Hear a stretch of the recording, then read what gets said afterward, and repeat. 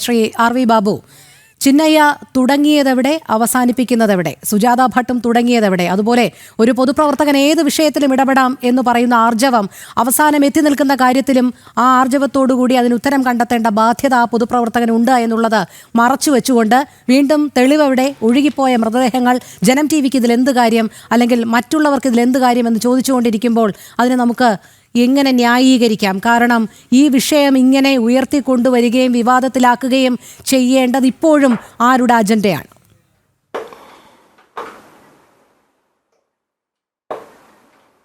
ഞാൻ നേരത്തെ സംസാരിച്ചല്ലോ, അതായത് ഹൈന്ദവ തീർത്ഥാടന കേന്ദ്രങ്ങളെ, ആശ്രമങ്ങളെ, മഠങ്ങളെ, സന്യാസിമാരെ, ഹൈന്ദവ സംസ്കാരത്തെ ഒക്കെ ആസൂത്രിതമായി അപകീർത്തിപ്പെടുത്താൻ, ആക്രമിക്കാൻ വേണ്ടി ശ്രമിച്ചുകൊണ്ടിരിക്കുന്ന ഒരു ശക്തിയുണ്ട്.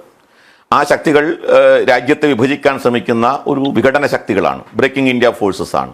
അവരുടെ അജണ്ടയിലാണ് ഇതെല്ലാം രൂപപ്പെട്ടു വരുന്നത്. ഇപ്പം ഇവിടെ ശ്രീ വിനോദ് പറയുകയുണ്ടായി, ഞാൻ ഈ 4 മണിക്കൂർ മുമ്പാണ് ഫേസ്ബുക്ക് പോസ്റ്റ് ഇട്ടുന്നത്, അദ്ദേഹം ഒന്നും പഠിക്കാതെയാണ് വരുന്നത് എന്നുള്ളത് മനസ്സിലായി എനിക്ക്. ഇപ്പോൾ ഈ കാര്യത്തിൽ ഒന്നും പഠിക്കുന്നില്ല എന്നുള്ളതാണ്. ഞാൻ ഓഗസ്റ്റ് 15-ാം തീയതി തന്നെ കർണാടക ആരോഗ്യമന്ത്രി ഈ വിഷയത്തിൽ പരസ്യമായി അഭിപ്രായം പറഞ്ഞ് രംഗത്ത് വന്ന ആ സമയത്ത് മനോരമ ചെയ്തിട്ടുള്ളൊരു പോസ്റ്റർ എടുത്ത് കൊടുത്തിട്ട് ഞാൻ എൻ്റെ ഫേസ്ബുക്ക് പോസ്റ്റ് അന്ന് ഒരാഴ്ച മുമ്പേ ചെയ്തു. 4 മണിക്കൂർ മുമ്പല്ല, ഒരാഴ്ച മുമ്പേ ചെയ്തു. അപ്പോൾ അതുകൊണ്ട് ഞാനത് ചെയ്യാതിരിക്കുന്നതിന് കാരണം ഇതിന്റെ വസ്തുതകൾ പുറത്തു വരാതെ ഒരു അഭിപ്രായം പറയുന്നത് ശരിയല്ല എന്നുള്ളതുകൊണ്ടാണ്.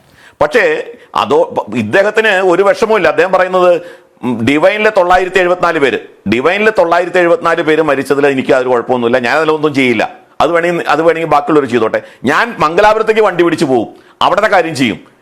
ഇദ്ദേഹം ഉദ്ധരിക്കുന്ന ഒരു റിപ്പോർട്ടുണ്ട് 2016 മുതൽ 2021 വരെ, അതല്ലേ വർഷം പറഞ്ഞേ, 2016 മുതൽ 2021 വരെ. എന്നാൽ ഈ ചിന്നയ്യ ജോലി ചെയ്തതോ 995 മുതൽ 2014 വരെ. അപ്പോ ഈ പറയുന്ന കാലഘട്ടത്തിൽ പോയ കുട്ടികളല്ല. ഇദ്ദേഹം ഉദ്ധരിക്കുന്ന റിപ്പോർട്ട് 2016 മുതൽ 21 വരെ ഇന്ത്യൻ എക്സ്പ്രസിന്റെ റിപ്പോർട്ടാണ് ഉദ്ധരിച്ചത്. 2016 മുതൽ 21 വരെ നഷ്ടപ്പെട്ട കുട്ടികൾ എന്ന് പറയുമ്പോൾ അതിനു മുൻപേ നഷ്ടപ്പെട്ട കുട്ടികളാണ്.